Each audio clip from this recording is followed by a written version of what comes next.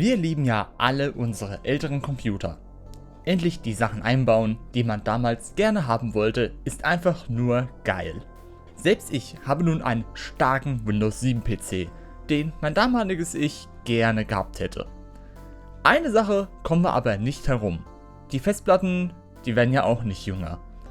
Entweder findet man keine mehr oder sind defekt. Scheint so, als ob es mit Retro-PCs schwer werden kann. Oder? Nein, es gibt eine moderne Lösung für dieses Problem. Und all das schauen wir uns in dieser Kaufberatung mal an.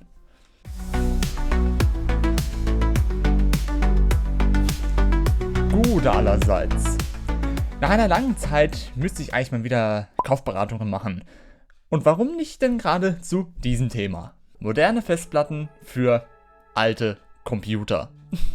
Denn ja, es gibt wirklich einige Lösungen, die ich euch zeigen will, was ich empfehlen würde für jede Generation an PCs. Das heißt somit, ich teile dies auf in Computergenerationen.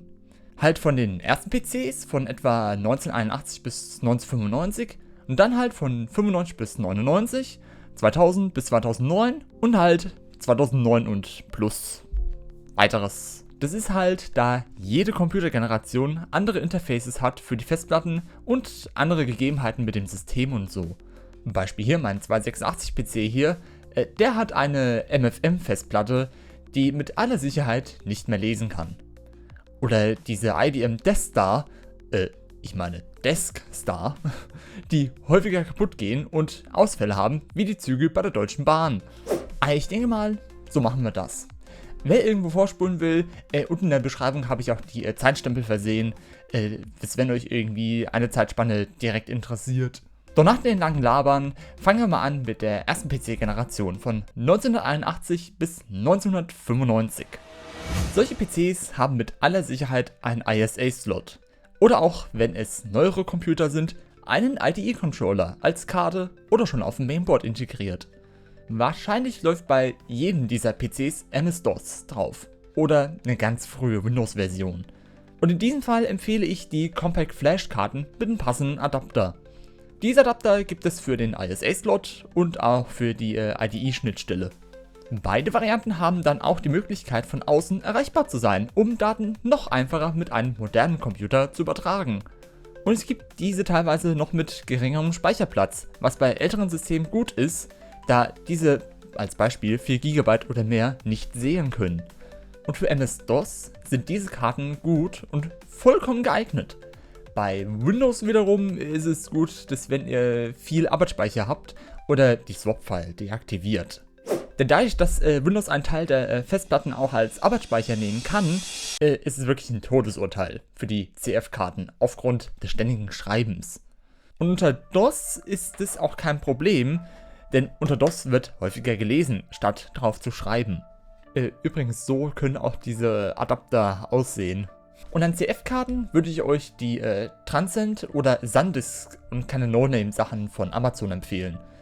eBay hat da teilweise noch einige CF-Karten in kleiner Speichergröße noch vorhanden. Und für solche PCs sind kleine CF-Karten vonnöten, denn als Beispiel, dieser 486-Laptop, der kennt nur Festplatten unter 8 GB. Über 8 GB, das kommt eher bei der nächsten Computergeneration vor. Die PCs von 1995 bis 1999. Die, wo Windows 95, 98 läuft, Mi oder auch 2000. Im Prinzip gibt es zwei Lösungen, wobei die andere so langsam nicht mehr rentabel wäre, aufgrund von dem sinkenden Angebot an kleinen HDDs.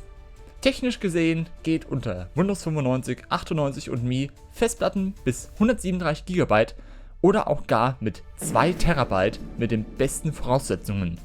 Die Realität sieht aber eher aus, dass 32 GB der Sweet Spot ist unter diesen Systemen. Selbst 8 oder 16 GB sind einiges für diese Systeme. Und SD-Karten gibt es in diesen Speichergrößen massig. HDDs in diesen Größen nicht mehr. Mit diesen SD-Karten-Adaptern ist es genauso wie bei den CF-Adaptern. Es gibt welche, dass man diese auch von außen zugreifen kann für noch einfachen Datenaustausch.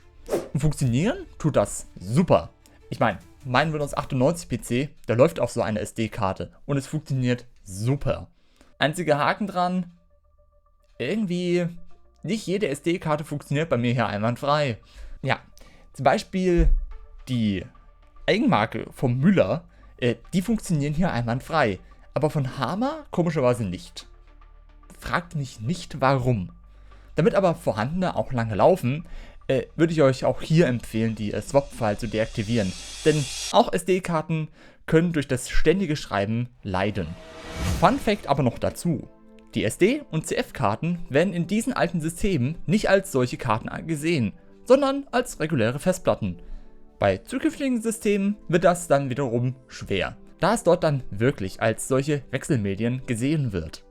Bei den PCs von 2000 bis 2009, die mit Windows XP, Vista oder Mac OS X laufen. Und Windows XP kann Festplatten bis 2 TB handeln, wo es ja einige gibt mit einem SATA-Anschluss. Und für die wenigen XP-Rechner, die keinen SATA haben, gibt es Adapter von eben IDE zu SATA-Schnittstelle, was ich auch so in meiner Xbox verwende. Wobei ihr seht, dass dort eine SSD drin ist, statt einer herkömmlichen HDD. Und im Prinzip würde ich eher von abraten, SSDs unter XP, Vista, OS X oder eben der Xbox Classic zu verwenden, da diese kein Trim unterstützen.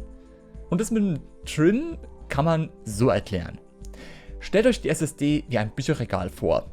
Wenn ihr ein Buch rausnehmt, also die Datei löscht, sieht die SSD ohne Trim das Regal trotzdem noch als voll. Sie weiß also nicht, dass da wieder Platz ist. Und mit Trim sagt das Betriebssystem, hey, hier ist einfach frei. Und die SSD muss nicht erst alles durchschauen, sondern kann sofort wieder schnell reinschreiben. Wenn es halt wirklich dauernd ist, dass die SSD keine Trim-Befehle bekommt, kann diese schneller langsamer werden und wenn die halt auch nach und nach langsamer wird, auch schneller kaputt gehen. Doch bei manchen Systemen haben wir halt auch einfach keine Chance, SSDs zu meiden. Und wahrscheinlich hat auch niemand so einen Computer dann 24 Stunden an 7 Tage die Woche laufen. Gerade zum Beispiel hier bei diesem iBook G3, wo eine 2,5 Zoll IDE-Festplatte drin ist, versucht mal da irgendeinen Austausch zu bekommen. Deswegen würde ich sagen, wenn ihr die Chance habt bei solch einem PC, geht auf eine SATA HDD oder per IDE-Adapter halt. Und bei Laptops, die eine 2,5 Zoll Platte haben wollen, gibt es auch Adapter, die dann auf mSATA gehen. Da kann ich euch aber leider nichts groß sagen, da ich so etwas hier nicht habe, weil ich noch keinen Bedarf daran hatte. Ich hatte eher den Bedarf an SSDs gehabt, was uns zu den neueren Systemen bringt. Die PCs ab 2009.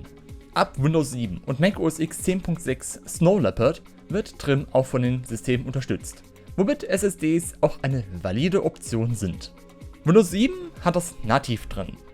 Bei Mac OS X hingegen, es ist Apple. Natürlich gibt es Stolpersteine. Wenn man denn eine offizielle Apple SSD hat, gibt es nativen Support unter OS X.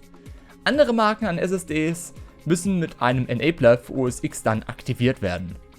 Also das System muss man dann bescheißen, dass im Prinzip eine Apple SSD dann daran hängt. Und ab diesen Systemen, eben ab Windows 7 und OS X Snow Leopard, gibt es immer noch viele Festplatten, die man mit diesem System auch verwenden kann. Ne, da hat man ein bisschen weniger Stress. Wobei ich auch dazu sagen muss, dass es September 2025 ist. Das heißt, wenn ihr jetzt in Zukunft irgendwie jetzt 16 Terabyte Festplatten als normal sind, da kommen natürlich diese Systeme auch an ihre Grenzen. Nur bevor wir hier Schluss machen, hier noch eine Honorable Mention, die iPods. Denn gerade die iPod Classic, iPod Mini und im Prinzip alle iPods, die kein Nano, Shuffle oder Touch sind, haben eine echte HDD eingebaut. Glaubt ihr mir nicht? Dann seht euch diese Festplatte in einem iPod-Video an. Es ist eine 1,8 Zoll Platte. Und selbst der iPod Mini hat eine HDD eingebaut, in der Größe einer CF-Karte. Das war damals super für große Speichergrößen und komplette Alben in hoher Qualität abzuspeichern. Heutzutage gibt es diese Platten nicht mehr neu und diese Dinger gehen noch schneller kaputt wie die Eismaschine bei McDonald's. Für die iPods gibt es die iFlash-Adapter, was dann zu allen möglichen adaptiert werden kann, selbst zu einer mSATA-Festplatte. Der Trim-Befehl ist hier fast für die Füße, denn die Adapter machen das schon und die iPods lesen ja nur von dem Datenträger, außerhalb beim Synchronisieren. Und solche 1,8 Zoll Festplatten sind auch im Computer eingebaut, wie zum Beispiel dem 2008er MacBook Air. Ja, und ansonsten auch keine Ahnung, was da das Speicherlimit ist bei den iPods, aber ich habe bei DankPods mal gesehen, dass der es geschafft hat, 4 Terabyte auf einem iPod zum Laufen zu bringen. Also das ist einfach nur totaler Wahnsinn, ey. Genauso Wahnsinn ist es auch hier ein Abo dazulassen, um über solche Sachen auf dem Laufenden zu bleiben. Falls ich irgendwas vergessen haben sollte, gibt es die Kommentare und Shorts. Und ja, dann denke ich mal, ich habe alles gesagt, was ich sagen kann und kann somit wieder sagen, man sieht sich.